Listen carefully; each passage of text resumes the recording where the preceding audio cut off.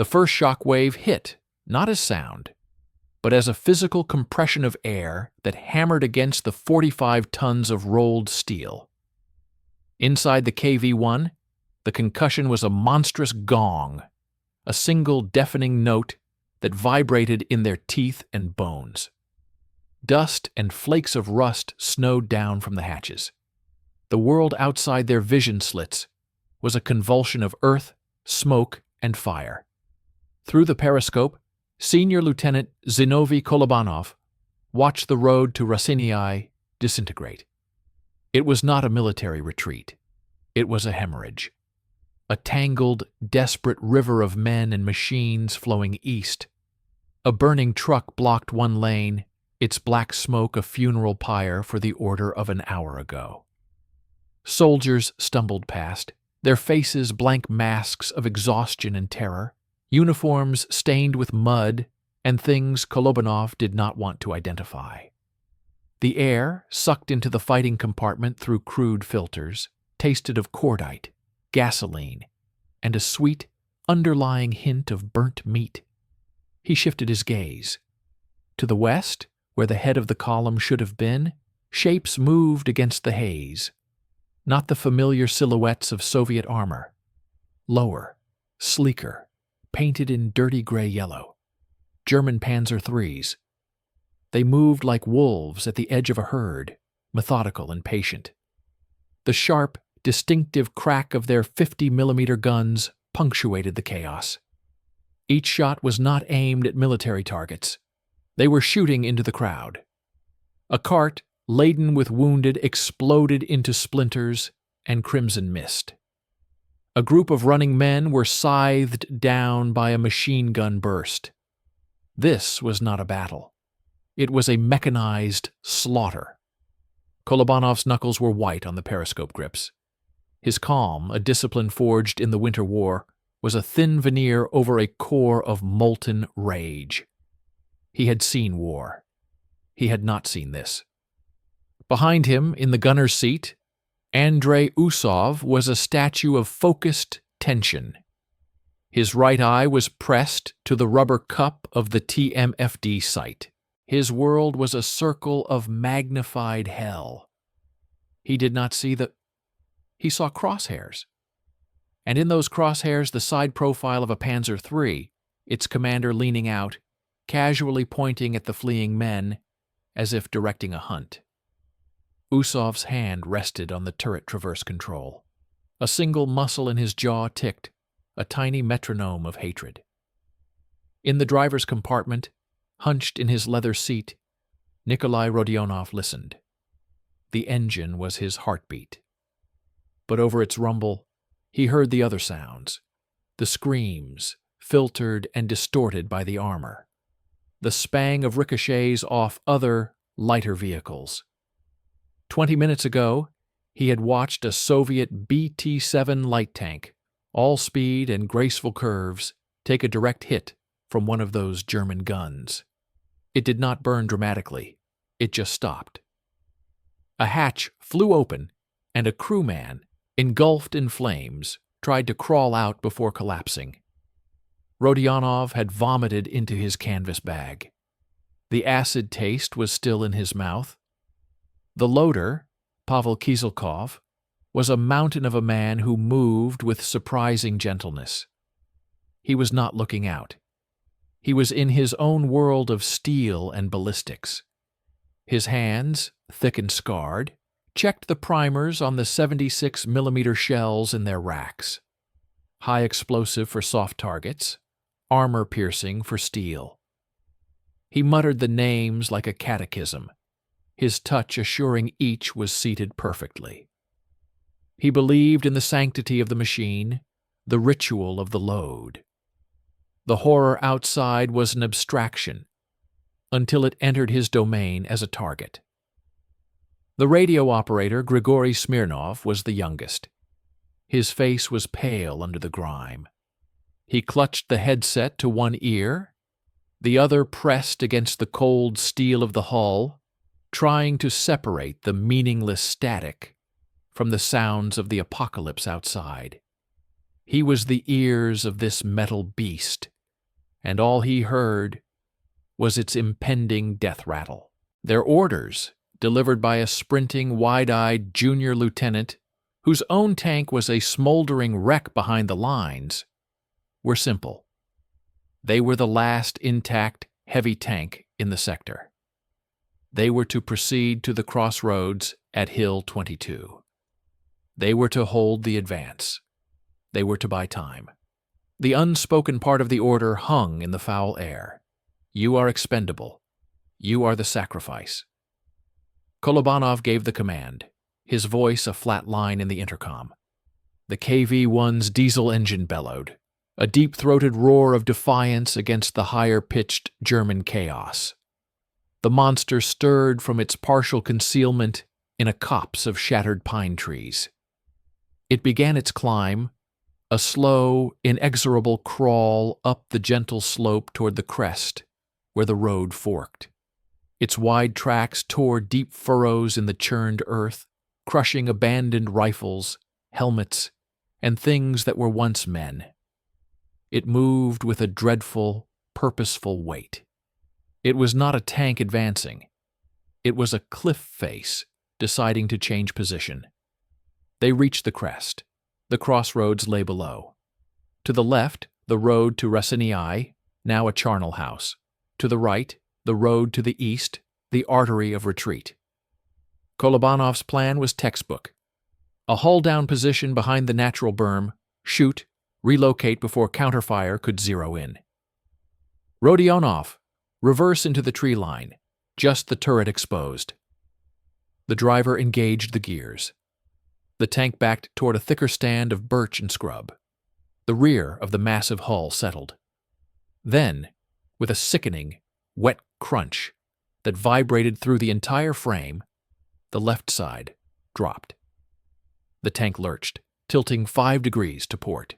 The engine screamed as Rodionov gunned it, trying to pull forward. The right track bit and spun, throwing great clods of black earth. The left track merely sank deeper, churning a stew of mud and water from a hidden, waterlogged trench camouflaged by grass. The KV-1 was stuck.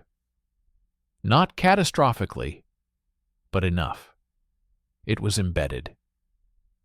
A sitting duck, a profound silence filled the crew compartment, heavier than the previous noise. It was the silence of a plan shattering, the silence of a death sentence being confirmed. Kolobanov's mind raced, cold and analytical. No ambush, no mobility. They had lost their only advantage besides armor. They were now a fortress, a static, obvious fortress on a hill, the perfect target for every German artillery observer now swarming across the captured terrain. It was Smirnov who broke the silence. His voice was a dry whisper. He wasn't speaking into the intercom. He was just speaking to the air, to the horror he could hear through his headphones. They're laughing. On their radio frequency. They're calling it a rabbit hunt.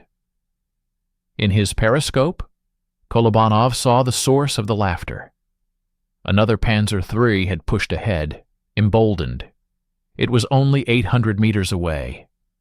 It slowed to a halt, its turret rotating not toward the distant fleeing mass, but directly up the hill, toward them. It had seen the giant Soviet tank stuck on the crest. The German commander's head was clearly visible, observing them through binoculars. A trophy, a prime target. Kolobanov saw the German tank's muzzle flash a fraction of a second before the shell shrieked past their turret, exploding harmlessly in the trees behind. A ranging shot. The next would be on target. All fear, all calculation, all cold military logic in Kolobanov evaporated, burned away by a pure, white-hot fury. They were not just a target. They were being mocked. They were the cornered rabbit for the laughing hunters. His order, when it came, was not the calm directive of a lieutenant. It was the raw, growled command of a man who had decided the exact terms of his own end. "Gunner, target, that panzer, annihilate it." Inside the turret, the world snapped into a terrible, beautiful clarity. Usov's finger found the traverse. The electric motor whined, a high-pitched song of vengeance. The massive barrel, longer than a man, swung with deliberate, hydraulic grace until the German tank sat perfectly in the crosshairs. He could see the white German cross now, the open hatch, the commander still looking at them. Kieselkopf did not need a command. He had already selected the armor-piercing shell. The brass casing felt cold and righteous in his hands. He slammed it into the open breech with a sound that was the closing of a vault door. The breech block clanged shut. Usov took a breath, let half of it out. His finger curled around the trigger.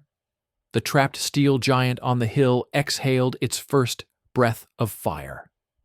The world inside the KV-1 shrank to a single, violent point. The roar of their own main gun was not an external sound, but an internal cataclysm. The entire 45-ton machine jerked violently back against its muddy trap as if punched by a god. A flash of searing white light filled the fighting compartment for a nanosecond, followed by a thick, acrid fog of cordite that burned nostrils and throats. The spent brass casing, ejected from the breech with a sharp metallic clang, smoked at Kieselkopf's feet. Through the dissipating gun smoke in his sight, Andrei Usov did not blink. He saw the result. The armor-piercing shell, a solid dart of hardened steel propelled by a hateful alchemy of explosives, had covered the 800 meters in a flat, unstoppable line. It struck the Panzer III just below its turret, on the left side. The physics were brutal and simple. The German tank's relatively thin armor did not so much shatter as it was pierced. A jet of superheated metal and force erupted into the crew compartment. There was no secondary explosion, no cinematic fireball. The Panzer III simply died. Its hull gave a slight shudder. The turret stopped rotating. The commander, who a second before had been observing them with binoculars, vanished in a red mist. A dark, viscous liquid began to seep from the vision slits and hatch seals. The tank became a static metal coffin. Silence followed from its position, more deafening than the gunshot. Inside the KV-1, the silence was different. It was the silence of shocked efficacy. The theoretical power of their weapon had just been made visceral and absolute. Kolobanov, still pressed to his periscope, let out a slow, controlled breath. His rage had found its conduit. "Reload! High explosive! The scout car's behind it." The crew moved with a new rhythm. The shock of being stuck, the terror of the slaughter below, coalesced into a cold, mechanical purpose. Kieselkopf's hands, already moving, discarded a fresh AP shell and hefted a heavier, blunt-nosed, high-explosive round. The breech swallowed it whole. Usov traversed the turret a fraction. 2 German Stig KFs, 222 light armored cars, nimble reconnaissance vehicles with open-top turrets, had been following the Panzer. They now skidded to a halt, their drivers finally processing the death of their protector. They began a frantic, clumsy turn on the narrow road. Vulnerable rears exposed. The KV-1's second thunderclap was less of a shock to the crew, more a confirmation of their new reality. The HE shell struck the rear of the leading armored car. The effect was grotesquely different from the clean kill on the tank. The lightweight vehicle did not withstand the blast. It was disassembled. Its rear axle and engine were torn from the chassis and thrown into a ditch in a tangle of steel. The armored body, now a shattered shell, rolled onto its side. Flames, bright and greedy, licked from the wreckage. Figures, tiny, human-shaped, spilled from it, rolling on the ground, some on fire, others crawling.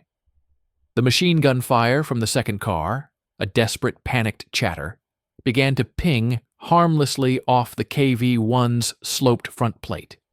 It sounded like hailstones on a tin roof.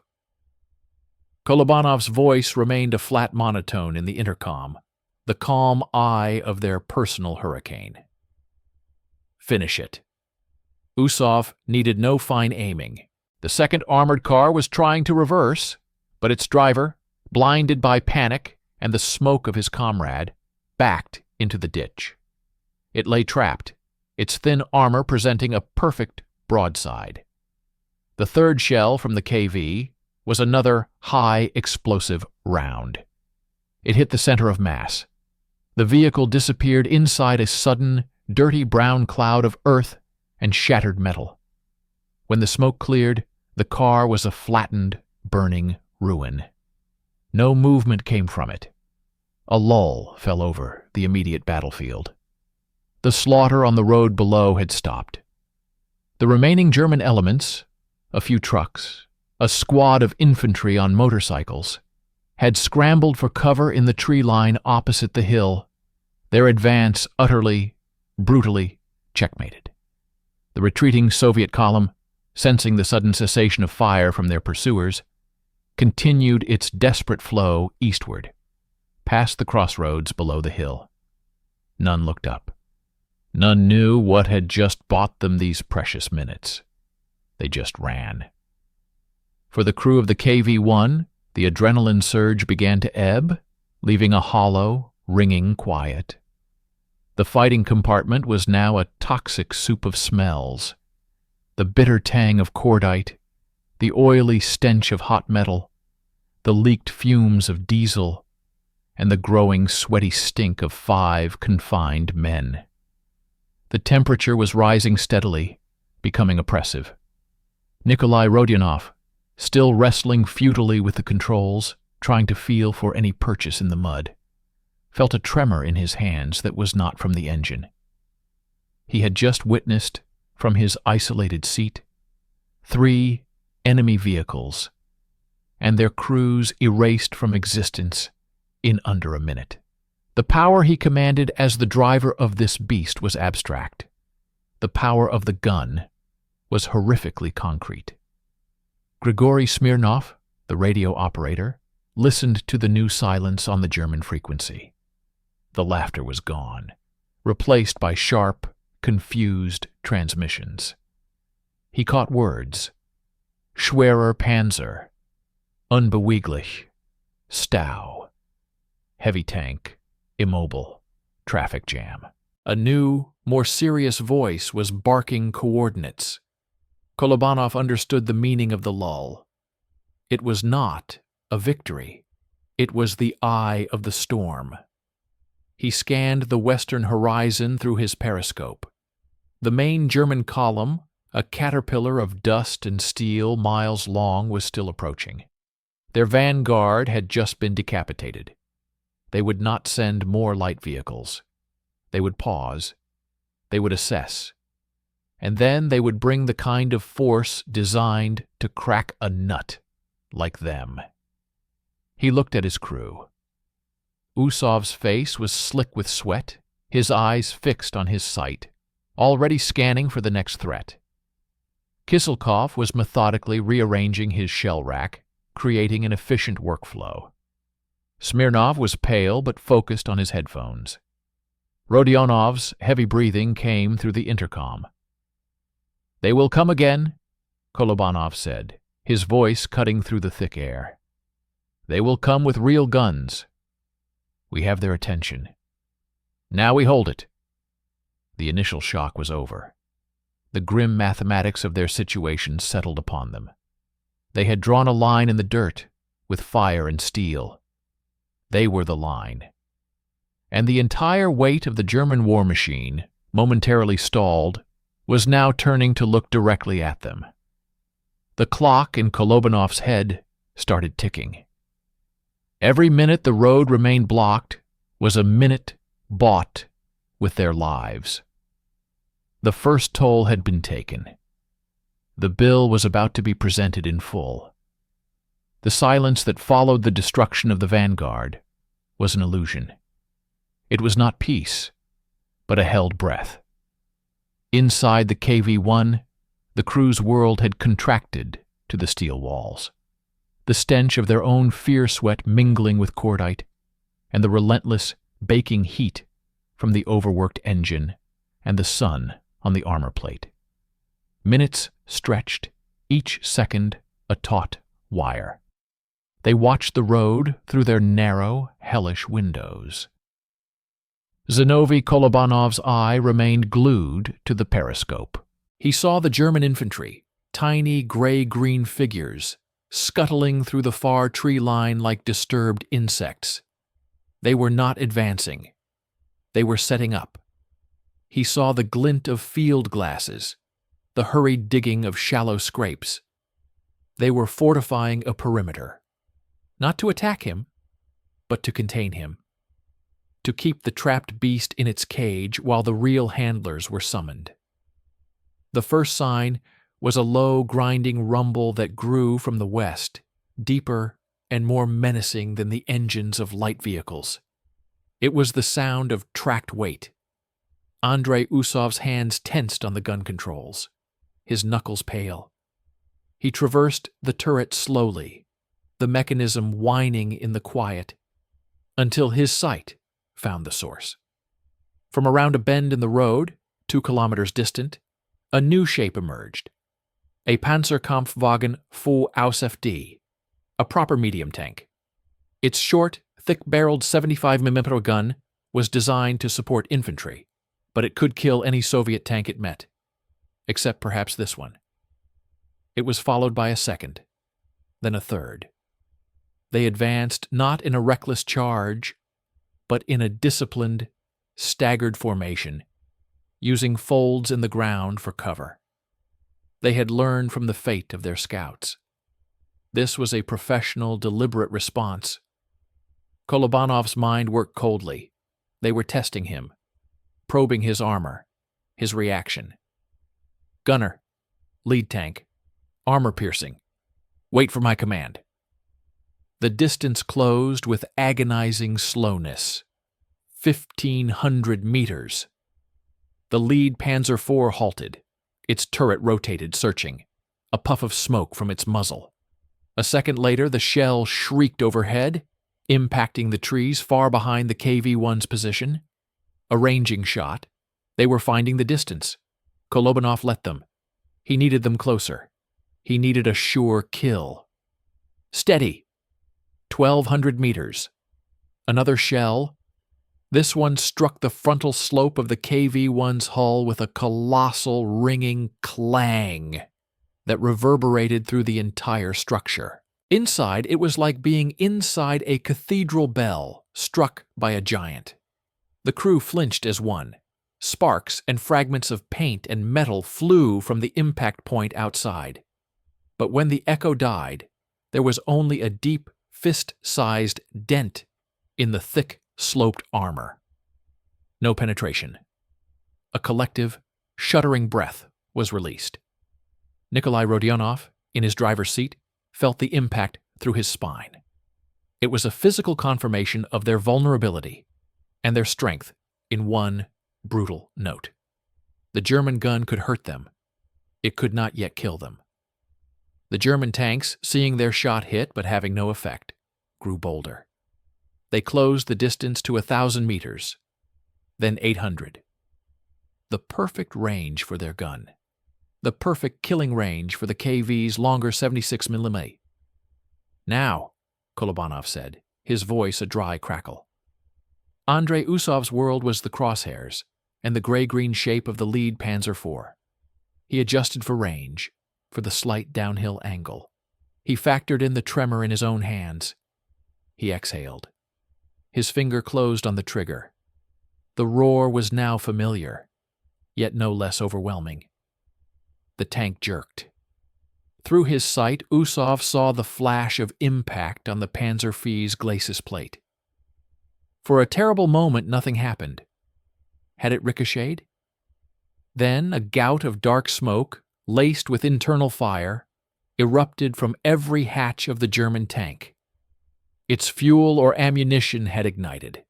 The hatches flew open, and figures, tiny human torches, tumbled out, writhing on the ground before falling still. The tank became a fierce, roaring pyre, black smoke coiling into the sky. The response from the other two panzers was immediate and violent. Their guns flashed almost in unison. Two more hammer blows struck the KV-1. One smacked against the turret cheek with a screech of tortured metal, gouging a terrible scar, but not piercing. The other hit the driver's front plate again, rocking the entire vehicle. Inside, lights flickered. A small hydraulic line near Kiselkov burst, spraying hot, oily mist. The loader cursed, wiping his face, and immediately slammed another AP shell into the breach. Usov, ignoring the impacts, was already traversing. The 2nd Panzer IV was reversing, its commander panicking. He led the target slightly. Fired. The shell took it in the side as it turned, a catastrophic penetration. Its turret blew clean off its ring, spinning through the air in a lazy, horrific arc before crashing into a field. The hull sat, disemboweled, flames licking from its open neck. The 3rd tank was in full retreat, its driver understanding the suicidal mismatch. But it was too late. It had to turn on the narrow road. Usov took his time. The shot was cold, calculated.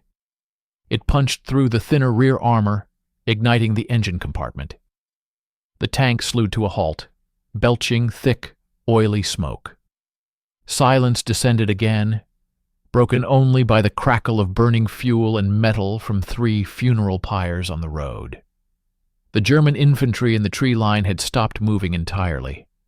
The KV-1 sat wreathed in its own gun smoke, a dragon on its horde of corpses. But the victory was Pyrrhic.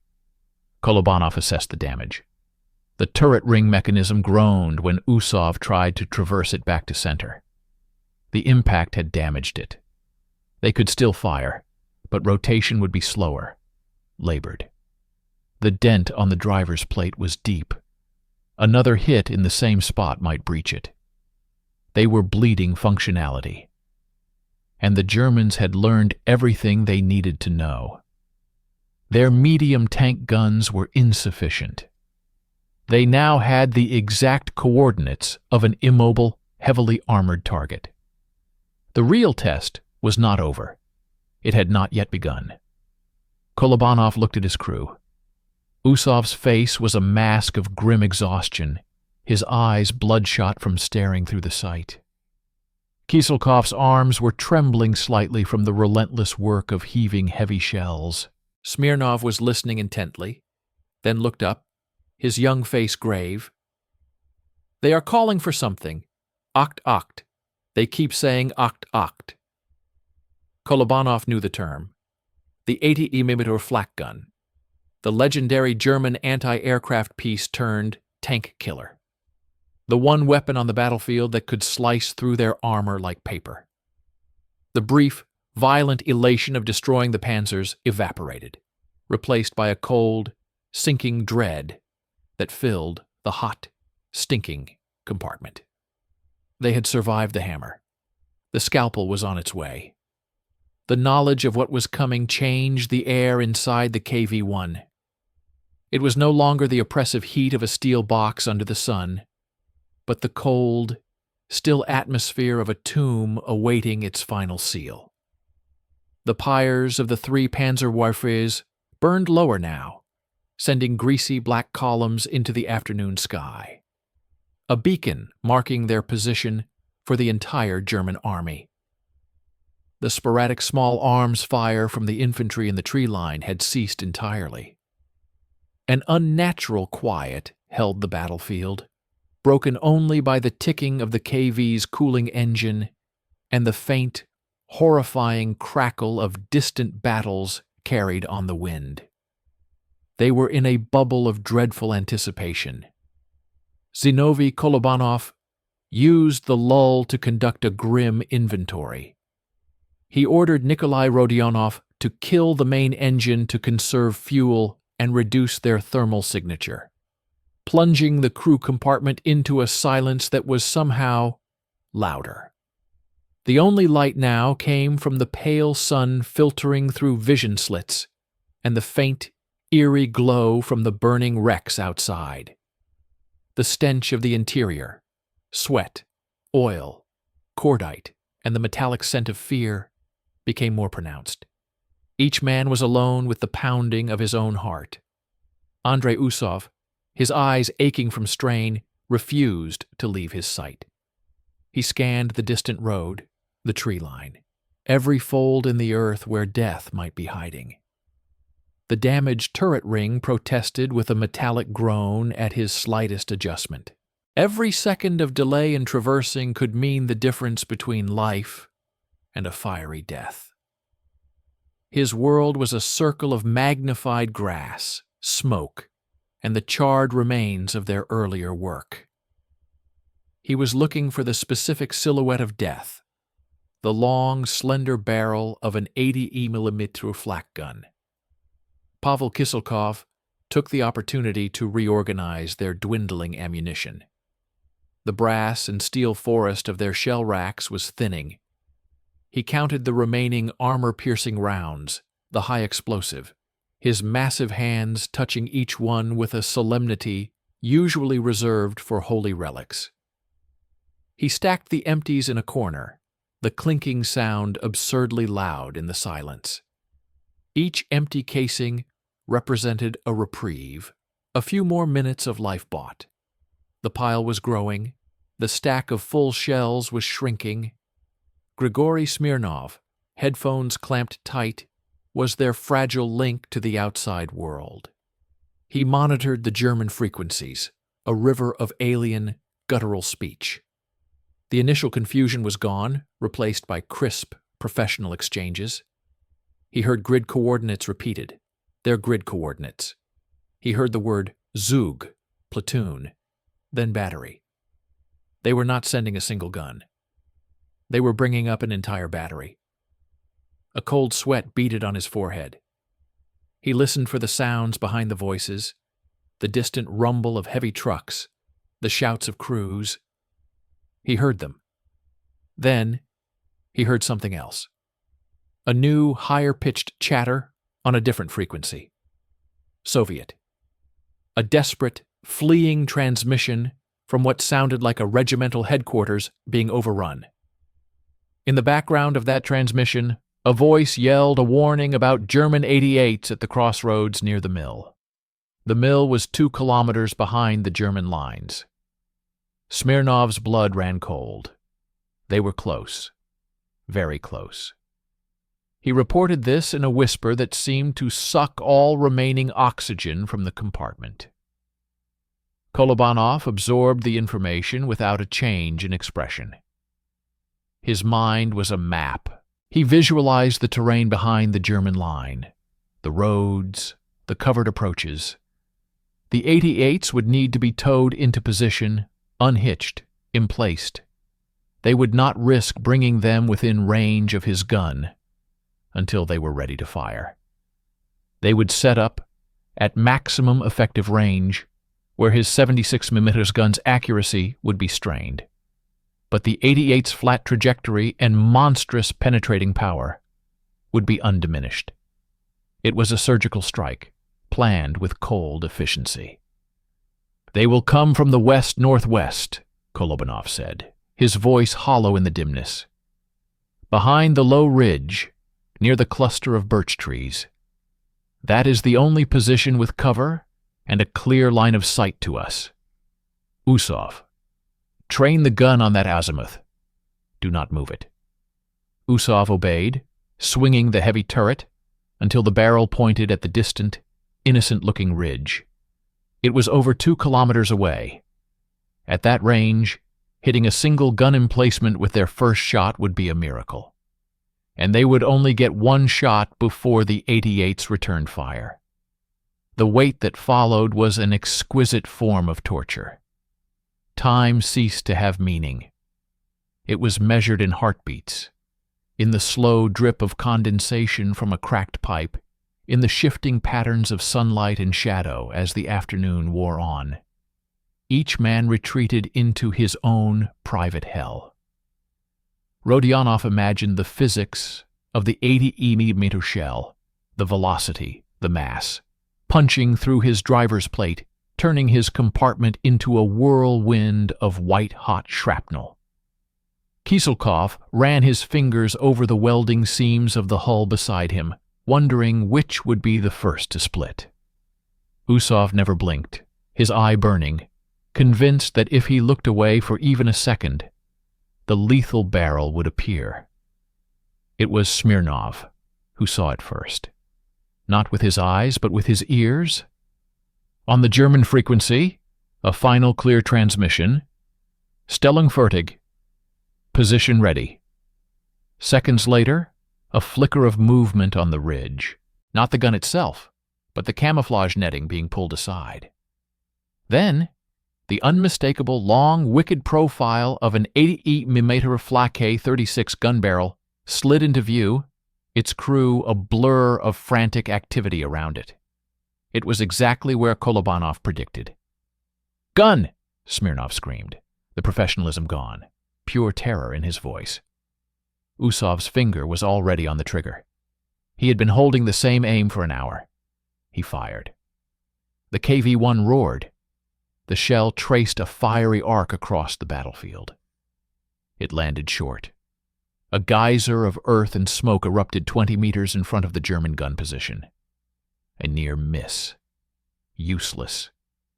Before the sound of their own gun had finished echoing, the world outside turned blinding white.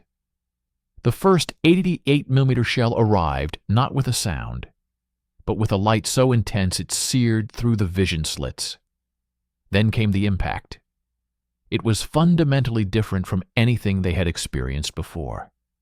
It was not a hammer blow. It was a cosmic spear. It struck the upper front hull, where the armor was thickest, with a sound that transcended noise, a shrieking, tearing, catastrophic crunch thud that felt like the end of the universe. The KV-1, the 45-ton immovable object, was physically knocked back several inches in its muddy berth. Inside, the effect was apocalyptic. Every loose object, tools, shell casings, a canteen, became a deadly projectile. The lights blew out in a shower of sparks. A hydraulic line burst with a shriek, spraying fluid. The concussion was a physical entity, slamming into the crew's bodies, rupturing eardrums, filling mouths with the coppery taste of blood from bitten tongues and shaken sinuses. In the driver's compartment, Nikolai Rodionov was thrown forward against his controls. A spiderweb of cracks appeared in the toughened glass of his direct vision block. A white-hot, pencil-thin beam of sunlight, followed by a trickle of dust, pierced the compartment from a tiny, fist-sized dent in the armor just above his head. The shell had not penetrated, but it had come agonizingly close. It had dimpled the steel from the outside, bringing the war within inches of his skull. In the turret, Kolobanov was thrown against the cold steel wall, his head ringing. He blinked through the dust and hydraulic mist. They were alive. The armor had held, but it was wounded. And the 88 had found its range. Before anyone could speak, before the dust could settle, the second shot came. This one hit the turret, just below the commander's cupola. The sound was a higher-pitched, sharper, spang whine, followed by a terrifying screech of metal on metal as the shot, partially defeated by the angled armor, ricocheted upwards, gouging a foot-deep trench in the turret roof before vanishing into the sky. The shockwave was localized, brutal. Kolobanov felt a searing pain in his left shoulder as he was wrenched sideways. A jagged piece of internal spalling, metal torn from the armor's inner face by the impact, had embedded itself in his flesh. He did not cry out. He looked down at the dark stain spreading on his uniform, then at the grotesque inward bulge of the turret wall next to him, glowing a dull cherry red from the friction of the round. The air reeked of ozone, hot metal, and blood. The fortress had been breached. Not fully, but the myth of its invulnerability was shattered. The Germans had the tool, they had the range, and they had all the time in the world to keep firing until they found the perfect killing shot. The crew of the KV-1, deafened, bleeding, and stunned in their smoking, wounded steel coffin, had just entered the final desperate phase of their stand. The surgery had begun. The aftermath of the 88mm strikes was not silence, but a new, permanent layer of sound, a high-pitched, piercing whine in their damaged ears, drowning out all but the loudest noises. The world became muffled, distant, viewed through a veil of shock. Dust and smoke hung thick in the airless compartment, catching the slanted rays of the late afternoon sun that stabbed through new, terrible holes in their reality. A thin beam of light now shone from the dent above Rodionov's head, illuminating swirling motes of dust and metal fragments. Another, more diffuse glow came from the deep, glowing gouge in the turret roof, radiating a sickening dry heat. Zinovy Kolobanov gripped his wounded shoulder, feeling the warm seep of blood through his fingers. The pain was a sharp, clarifying anchor in the ringing chaos. He looked at the shard of his own tank's armor buried in his flesh, a perverse souvenir. He did not remove it. To do so might unleash a torrent of blood he could not stop. He tore a strip from his tunic with his teeth and good hand, binding it clumsily, the white fabric blooming crimson almost instantly. His movements were slow, deliberate, the actions of a man conserving every ounce of energy for the next essential task. His left arm was now a useless, throbbing weight. He scanned his crew in the gloom. Andrei Usov was slumped forward against his sight, a trickle of blood from his nose and ears darkening his chin. He was blinking rapidly, fighting to clear his vision, his hands trembling as they sought the gun controls. Pavel Kiselkov was on his knees amidst the scattered shell casings, one hand pressed to a deep gash on his forehead, the other mechanically, instinctively, reaching for a new round to load. His movements were those of a sleepwalker, driven by muscle memory, deeper than concussion.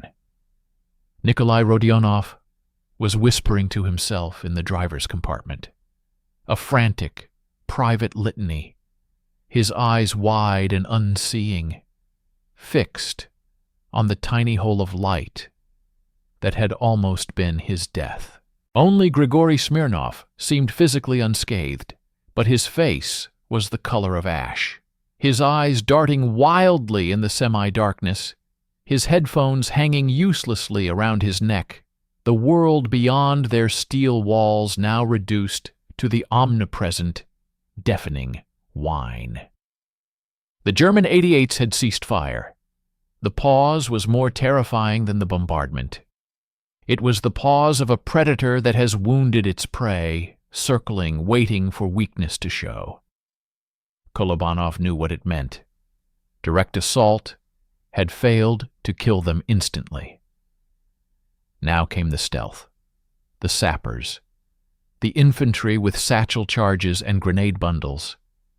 The Germans would not waste more precious 88mm shells on a crippled fortress if men could finish the job for free under cover of darkness. He tried to speak. His voice was a raw, papery rustle. "They will send men. Tonight." The words were barely audible over the tinnitus. He pointed a bloody finger at the vision slits, at the pistol ports. "We must see. We must hear."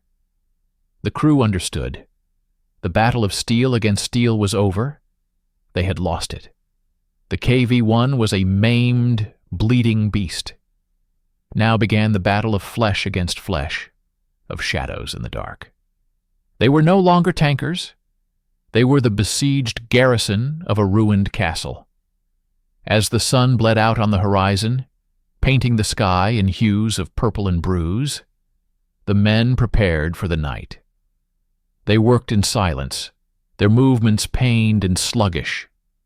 Kiselkov, ignoring his own wound, used a torn rag to staunch Usov's bleeding nose. Usov, in turn, helped Kolobanov tighten his makeshift bandage.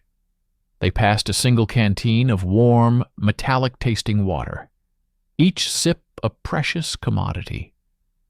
They chewed on dry, crumbling ration bread, the act of swallowing difficult in their parched, dust-caked throats.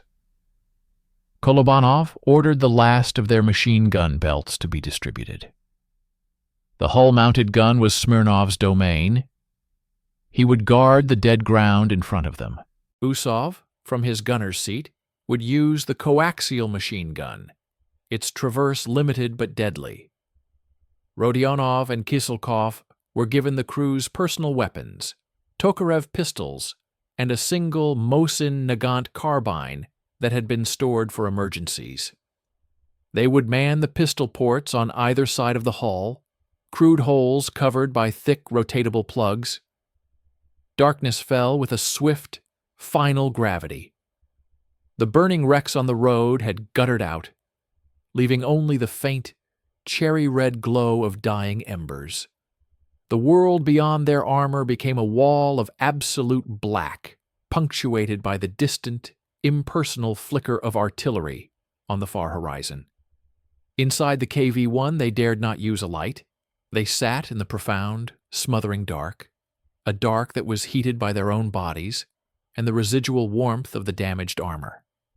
The smells intensified: blood, burnt metal, sweat, fear, and the faint, sweet smell of decaying flesh that began to waft in from the outside. They listened. The ringing in their ears slowly subsided to a bearable level, allowing other sounds to filter in. The whisper of the night wind through the birch trees, the creak of cooling metal, the scuttle of some small animal in the grass.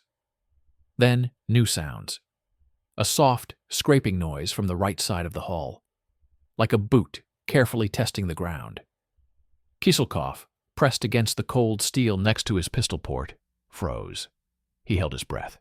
He slowly, silently rotated the heavy plug, opening a slit no wider than 2 fingers. The night air, cold and fresh, washed over his face. He saw nothing but deeper blackness. The scraping came again, closer.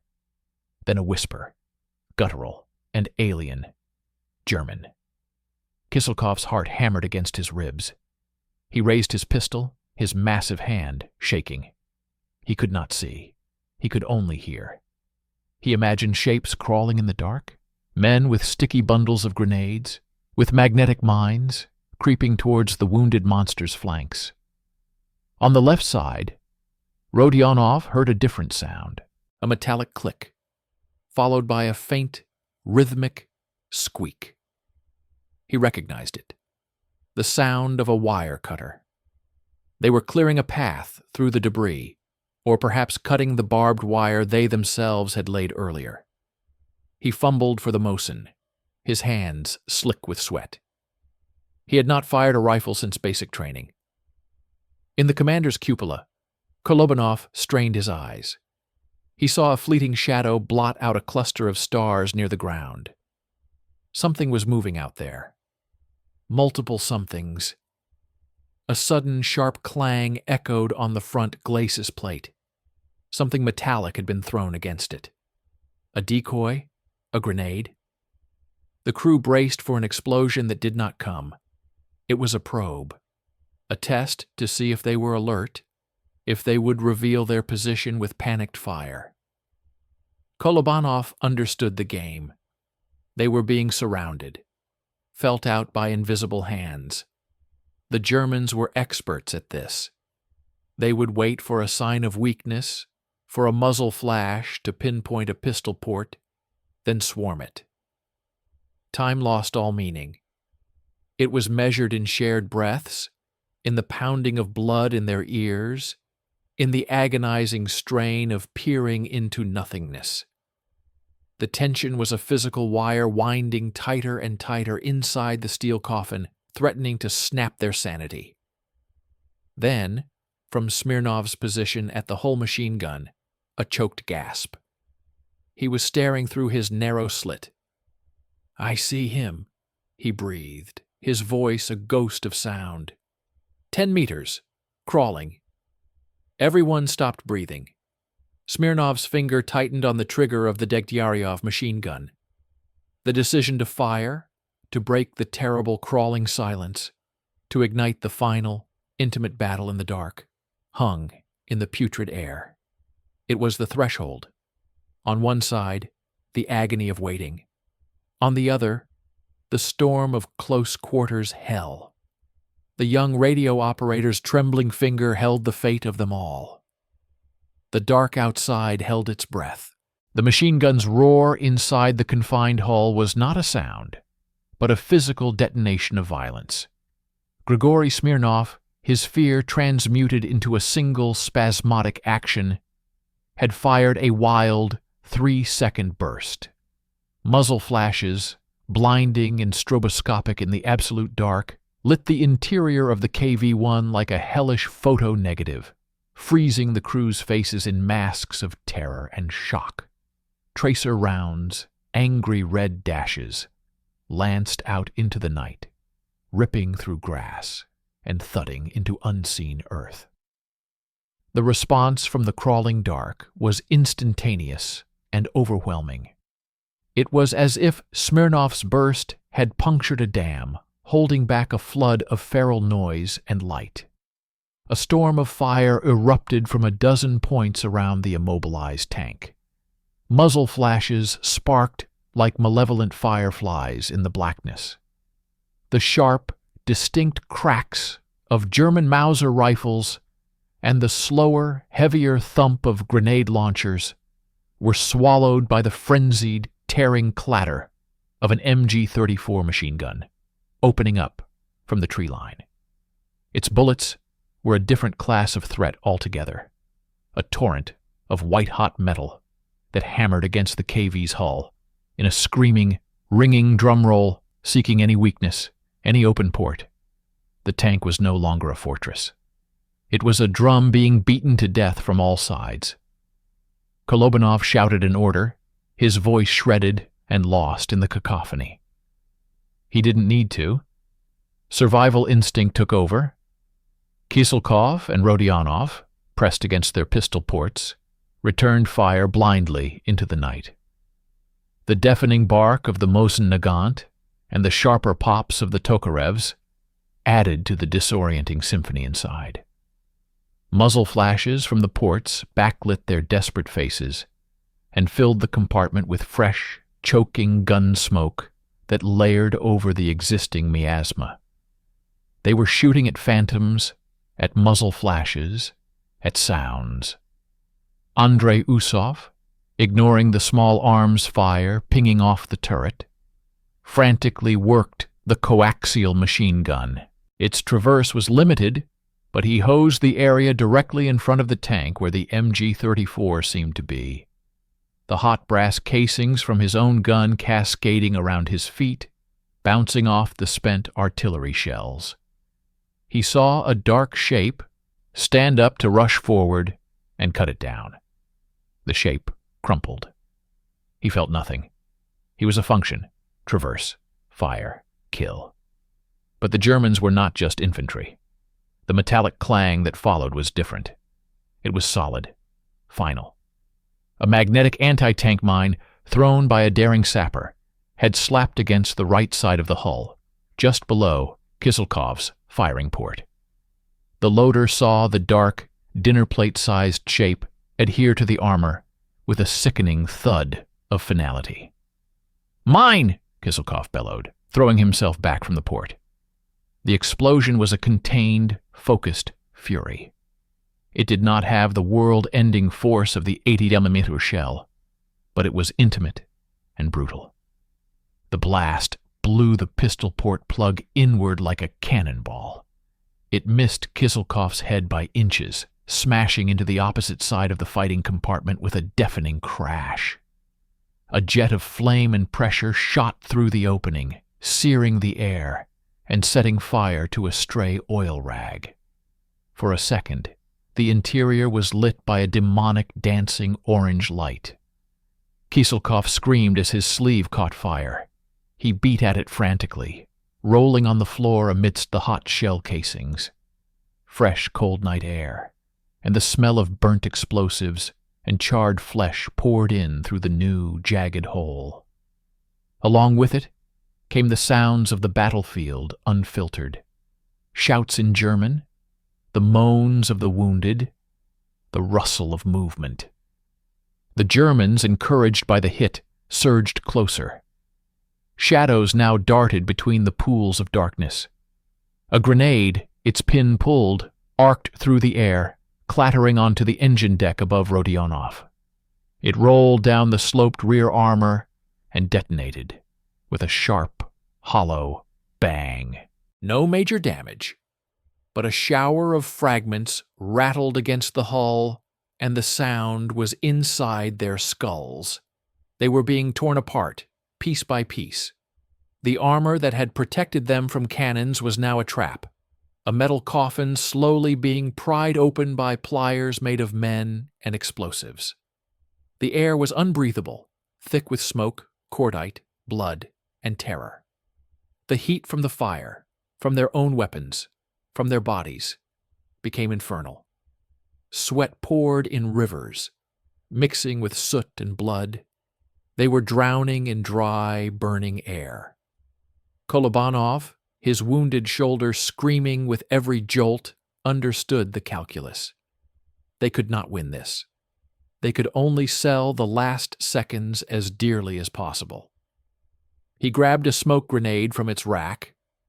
He pulled the pin with his teeth and with his good arm shoved it out through the shattered commander's cupola hatch, which had been cracked open for ventilation. A moment later, a thick, billowing cloud of white, phosphorus smoke began to pour from the top of the turret, shrouding the tank in an artificial fog. It was a desperate gambit. It would hide them from view, but it would also tell the Germans they were trying to conceal something, perhaps an escape. The gunfire from outside slackened, became more sporadic, probing. The enemy was confused, wary of a trick. Inside the smoke-filled hell, Kolobanov made his decision. He looked at his crew. Kiselkov was clutching a burned arm, his face a grimace of pain. Usov's eyes were vacant, his hands mechanically feeding the last belt into the coaxial gun. Rodionov was sobbing quietly, reloading the Mosin with fumbling, blood-slick fingers. Smirnov was just staring at his empty machine gun, his face blank. They had held for a day. They had bled the advance white. They had become the myth. The road behind them was long clear. Their duty was fulfilled in blood and fire. Now, it was about the men, not the machine. Kolobanov gestured, his movements slow and deliberate in the swirling smoke. He pointed to the circular hatch in the floor of the hull, the emergency escape hatch, rarely used, just behind the driver's seat. Then he pointed at each of them, and then to the outside. It was an order more profound than any shouted command. Abandon the tank. Save yourselves. The shock of the order cut through their battle fog. Leaving the KV-1 was unthinkable. It was their home, their weapon, their identity. It was also their tomb. To leave its steel womb was to step into the open night, into the field of waiting rifles and machine guns. But to stay was to be cooked alive, blown apart, or captured. The choice was no choice at all. It was the final, terrible step. Kolobanov motioned for Rodionov to go first. The driver, understanding, nodded, a strange calm replacing his terror. He had the location. He would lead. He crouched by the hatch, took a deep breath of the toxic air, and began to unscrew the heavy locking wheel. The sound of the bolts turning was the loudest thing in the world. Outside, in the white smoke, the Germans waited, listening to the strange metallic grinding coming from the belly of the wounded beast. The night held its breath for the final act. The grinding of the escape hatch locking mechanism was a monstrous sound in the sudden, smoke-choked quiet. Inside the KV-1, it was the sound of their world ending. The familiar universe of steel, oil, and ritual was being voluntarily breached. Nikolai Rodionov's hands, slick with sweat and smeared with his own blood from a shrapnel graze on his temple, fought the stiff, unyielding wheel. Each clumsy, scraping turn was a surrender. Finally, with a last metallic shriek of protest, the bolts disengaged. A rush of cold, damp night air, shockingly fresh and alien, washed up into the foul atmosphere of the fighting compartment. It carried the smell of wet earth, crushed grass, and the lingering acrid scent of explosives. Zinovy Kolobanov gestured urgently, his face a pale mask of pain and resolve in the gloom. Rodionov needed no further encouragement. He took one last look at his driver's seat, at the controls that had been his purpose for so long, then lowered himself feet first into the black maw of the hatch. The darkness below was absolute. He dropped the final meter, landing with a soft thud in the mud and crushed vegetation beneath the tank's immense belly. The outside world was a symphony of tiny, terrifying details: the rustle of the wind, the distant cry of a night bird, the oppressive, looming shadow of the KV-1 above him, still warm from the day's battle. He was exposed, naked. He crouched, drawing his Tokarev pistol, its weight insignificant and pitiful now. Above, in the tank, the exodus continued in a silent, frantic ballet. Pavel Kiselkov went next, his large frame barely fitting through the narrow opening. He grunted as he lowered his burned arm, biting back a cry of pain as the seared fabric of his uniform scraped against the hatch rim. He dropped beside Rodionov, his eyes wide, scanning the wall of white smoke that enveloped them.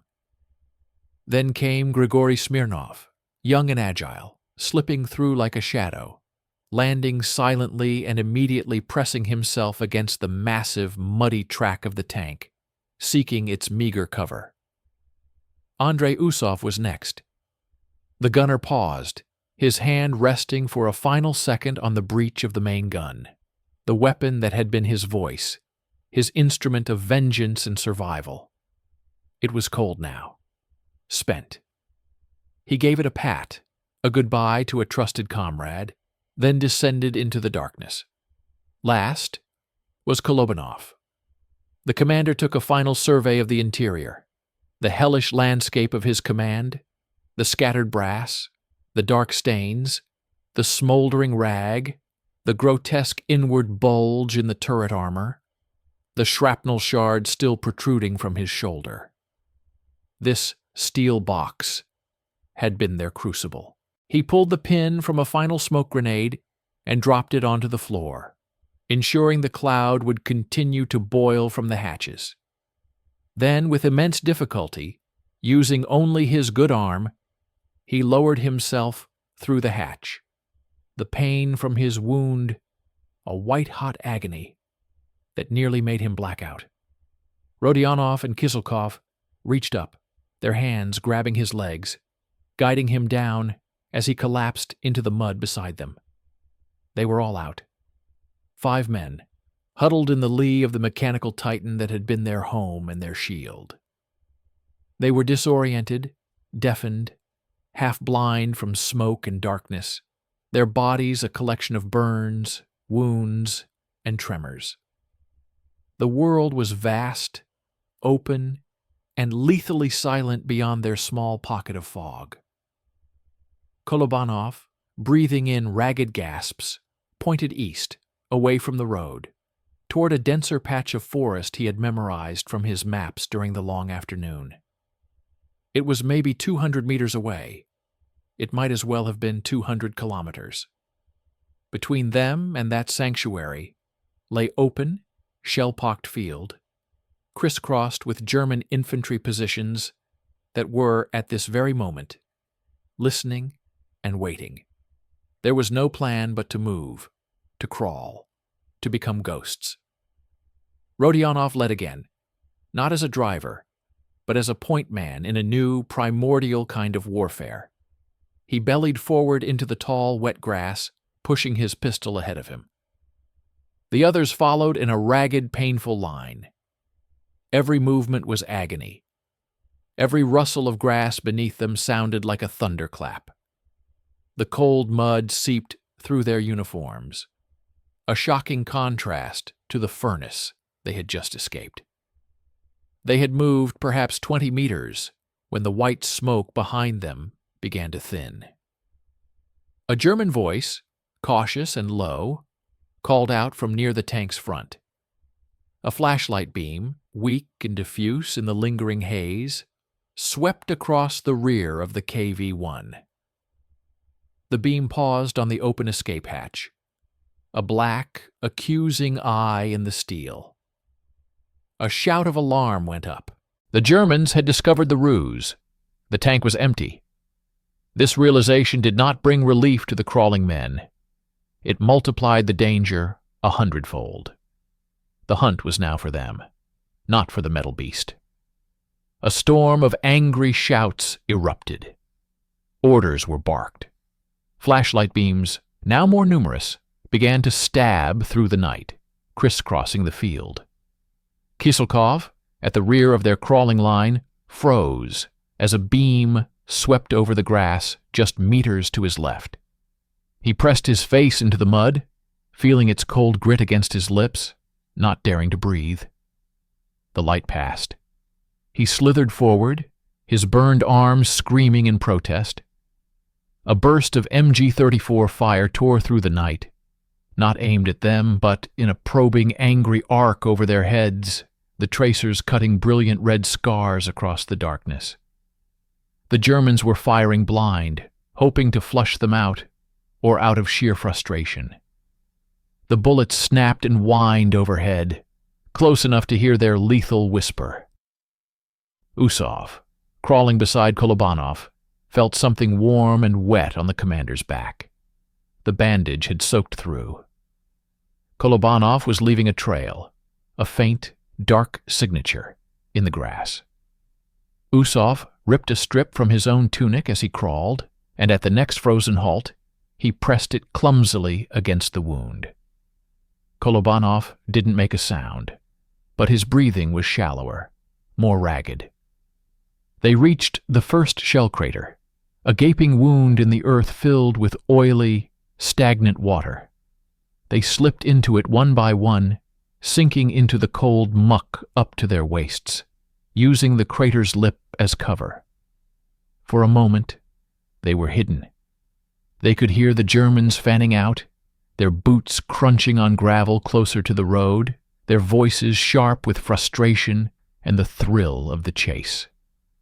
A flare suddenly whooshed into the sky from the German line, bursting with a blinding, magnesium-white light that turned night into a garish, monochrome day. The shadows of the grass stretched long and black. The men in the crater pressed themselves against the mud, becoming part of the earth itself. The light died, plunging the world back into a deeper, more profound darkness. Their eyes, seared by the flare, saw nothing but purple afterimages. This was their chance. The Germans would be momentarily night-blind, too. Rodionov clawed his way out of the crater and resumed the crawl. The forest was a solid black wall now, just 50 meters away. It promised cover, secrecy, a return to the primal. It was their only hope. They crawled with the last of their strength, a slow, painful migration of broken creatures. Each meter was a victory. Each second of silence was a gift. The sounds of the German search began to recede, focusing on the area immediately around the empty tank. The last 10 meters were across a slight, exposed rise. They crossed it one by one, sprinting in a low, agonized crouch, expecting at any moment to be cut down by a machine gun burst that never came. And then they were under the trees. The darkness here was different, thick, velvety, absorbing. The sounds of the battlefield became muffled, distant. They staggered a few more meters into the undergrowth before collapsing, not in relief, but in total, utter exhaustion.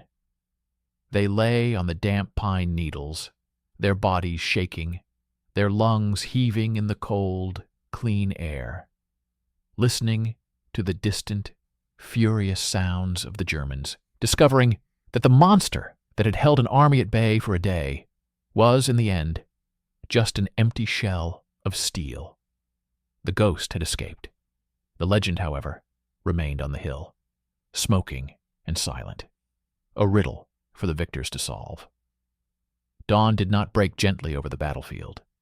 It seeped in, a slow gray stain spreading across the sky, leaching the color and shadow from the night. In the forest, the 5 men were not men anymore. They were remnants, creatures of mud, blood, and silence, pressed into the cold, damp earth beneath a thicket of young pines. The cold had set into their bones, a deep, trembling chill that had little to do with the morning air. It was the cold of spent adrenaline, of shock settling into marrow. They did not sleep. They existed in a state of suspended animation, their eyes open but unseeing, ears still ringing with the phantom echoes of cannon fire and screaming metal. Zinovy Kolobanov lay on his back, his good arm thrown over his eyes. The pain in his shoulder was a distant, pulsing continent of agony, separated from him by a vast ocean of numbness. He was fixated on the practical. The seep of blood had slowed, crusting the crude bandages. They needed to move deeper east, find a unit, any unit. But first, they needed to witness. He needed to know the final shape of the thing they had left behind. With a groan that was more a release of air than sound, he rolled onto his stomach and began to crawl, inch by painful inch, toward the forest's edge. The others watched him, their will to move momentarily exhausted. Only Andrei Usov, after a moment, stirred and followed, his gunner's instinct to observe overriding the totality of his fatigue. They reached a spot where the underbrush thinned, offering a view of the hill and the crossroads through a lattice of pine boughs. The scene laid out before them in the flat, colorless morning light was not one of victory or defeat. It was a tableau of profound and eerie consequence. The KV-1 sat exactly as they had left it, embedded in the earth at the crest of the hill. But it was transformed. In the hard light of day, its wounds were grotesquely visible. The entire vehicle was a sculpture of violent impacts. The frontal glacis plate was a moonscape of deep, soot-blackened craters and fist-sized dents, the largest from the 88mm strikes glowing with a dull, oxidized redness. The turret was a horror. The gouge from the ricochet, a raw, torn trench in the steel, the side scarred and battered from countless smaller hits. Smoke, thin and wispy now, still drifted from several openings, the shattered pistol port, the commander's cupola. It looked less like a tank and more like the carcass of some prehistoric beast, felled after a monumental struggle. Around it, the ground was a churned, blackened morass of mud, shell holes, and debris. But it was the road that held the eye. The road was a graveyard of German ambition. The carcasses of the Panzer IV and the armored cars lay where they had died, cold and dark, their fires long extinguished. They were not alone. In the night, the Germans had towed away some wrecks, but others remained. A half-track slewed sideways, the skeletons of trucks, the scattered, glittering fragments of 1,000 pieces of equipment. The road was utterly, irrevocably blocked, not by a barricade, but by the physical evidence of catastrophic failure. And there were the Germans. They moved through the scene not as conquering warriors, but with a slow, almost ritualistic caution. Small groups of infantrymen in field-gray coats picked their way around the smoking wrecks, their rifles slung, their postures not of alertness, but of a weary, stunned reverence. Officers stood in clusters, their uniforms crisp in contrast to the devastation, pointing, not at the forest or the east, but at the KV-1 itself. They gestured at the dents, at the gouge, circling the immobile giant at a respectful distance. A staff car, its paint dusty, pulled up near the base of the hill. A high-ranking officer, his uniform adorned with the Iron Cross, stepped out. He did not glance at the map his aide offered. He simply stood, hands on his hips, and stared up at the tank on the hill. He stared for a long time. Then slowly, he removed his peaked cap. It was not a gesture of salute, but one of sheer, baffled respect. He was looking at the impossible. A single immobilized tank had not just destroyed a dozen vehicles. It had stopped the heartbeat of a blitzkrieg for an entire day. It had bent time itself. One of the German engineers, bolder than the rest, clambered onto the sloped side of the KV-1. He peered into the open escape hatch, then straightened up and called down to the officers, shaking his head. Leer. Empty. A murmur passed through the men nearby. The ghost had fled. The monster that had inflicted this was not even inside. This fact seemed to deepen the mystery, elevate the thing from a military obstacle to a legend. The German officer by the car turned to his aide. The distance carried his words not as sounds, but as faint, sharp exhalations of command. He pointed at the tank, then made a sweeping gesture eastward, his finger stabbing the air with impatient urgency. But his shoulders held a new tension, a seed of doubt that had not been there 24 hours before. The unshakable confidence of the advance had met an immovable object and been found wanting. The aide nodded briskly and began barking orders. The infantrymen snapped back to the present, forming up. Recovery vehicles, massive half-tracks with winches, growled to life, beginning the Herculean task of clearing a path through the metal carnage. The road would open again in hours, but the day they had lost was gone forever. In the forest, Kolobanov watched this all unfold. He felt no triumph. He felt a hollow, echoing void. The machine, their home, their brother-in-arms, was now a trophy for the enemy to gawk at, a puzzle for their engineers to solve. Yet, in its silent, battered defiance, it had done more than any tactical victory could achieve. It had planted a virus of doubt in the invincible German machine. If one tank could do this, Usov, lying beside him, was not looking at the Germans. He was looking at the gun barrel of the KV-1, still pointing toward the ridge where the 88s had been. He remembered the feel of the trigger, the perfect alignment of crosshairs, the roar. He saw in his mind the photograph of his wife and daughter, safe somewhere in the vastness behind the lines that this pile of scrap metal had helped to defend. A single clear tear cut a path through the grime on his cheek, followed by another. It was not a sob, but a silent, profound release. Kolobanov finally turned away from the sight. He looked back at his men, Kiselkov cradling his burned arm, Smirnov staring vacantly at the canopy, Rodionov with his eyes closed, whispering to himself. They were broken, but they were alive. The legend on the hill was theirs, but it was also now everyone's. It would travel down the German lines as a warning, and it would travel back along the shattered Soviet lines as a desperate, blazing spark of hope. A story of a fortress that would not fall, of men who became ghosts. With immense effort, using a tree trunk for support, Kolobanov pushed himself to his feet. Every muscle screamed. The forest around them was deep and silent, stretching east. The road was clearing behind them, the war moving on. Their war for now was over. They had done the impossible. They had held the line. Now they had to find it again. He nodded to Usov, a silent command. Together they turned and limped back to the others. No words were needed. They gathered their pitiful possessions, their empty pistols, their pain, their shared memory of the furnace.